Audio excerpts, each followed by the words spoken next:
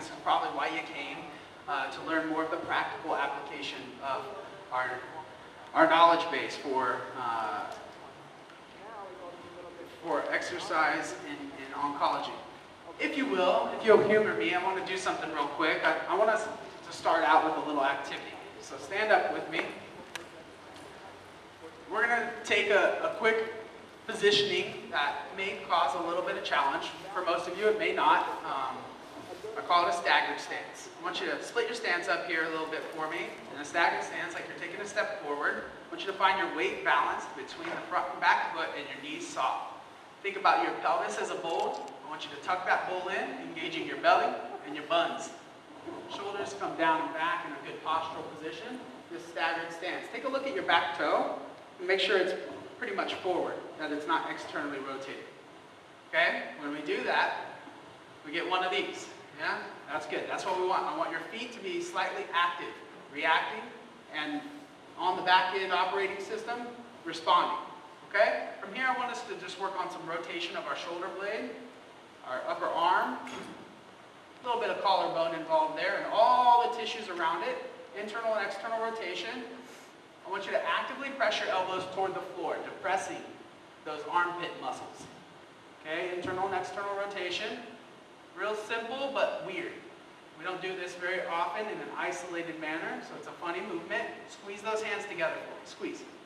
Squeeze. Fire up the chest muscles and the armpit muscles. Compress your arms inward in your rib cage. Squeeze out. Bring your hands up. Let's do some circles. Small, steady circles. I want you to think about your collarbones again. You might have to spread the spacing out here. Don't smack your neighbor. This staggered stance, as you're doing it, we're getting central nervous system command controls operating that wouldn't have to do any work if we weren't here. So we're getting both the warm-up in our shoulders, we're getting more of the collarbone, shoulder blade, not just the arm moving here. And there's a little twitch and reaction going in our hands, and you're starting to wonder, how long are we going to do these arm circles? Take a break, shake your arms off. Take the opposite foot back behind you. Remember the alignment. The hip, knee, ankle, toe, second toe alignment is so important for that knee health in the hinge joint. Remember the bucket. We don't want to arch our back as we start taking that staggered stance. Let's do an alternating overhead reach. I want you to bring one arm up as high as you can with a relatively straight elbow. The other arm reaching back behind you. Switch. Hold it for about 3, 2, 1. Switch. Keep going here. Follow with me. Make sure your belly is engaged, that you're not arching your back. Nothing else in your posture changes here. Both sides squeezing and active. Squeeze, squeeze. Brace, brace. Soft knees. Tight core. Keep going. One more on each side. Big tight squeezes. Give me all that you can. Maximal conscious effort without cramping up. Big squeeze. Bring your hands out to the side, palms down, circles the other direction. If you can't remember which direction, don't worry about it. Remember, we want our shoulder blades moving, not just our arms. Get those shoulders open, or those chest muscles open by squeezing the shoulder blades. We want to draw that circle as artistically, perfectly in a circle as we can. Don't leave out the back half of the circle that opens that chest up. We'll do 5, 4, 3, 2, 1. Shake it loose. Anybody feeling their shoulders? Yeah? Have a seat.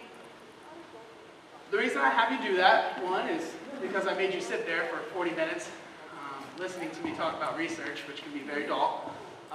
But intensity is relative to all of us.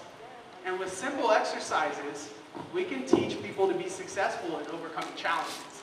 Without more than 3 minutes in our routine on day 1, we take folks through a similar setup, surgeries, non-surgeries, zero fitness experience, lifelong experience. Those arm circles, you're going to find that barrier, that wall, that fatigue, where most people tap out. And we can take them through safely, a little bit of modification maybe, lower circles, different ways of helping people to overcome those challenges.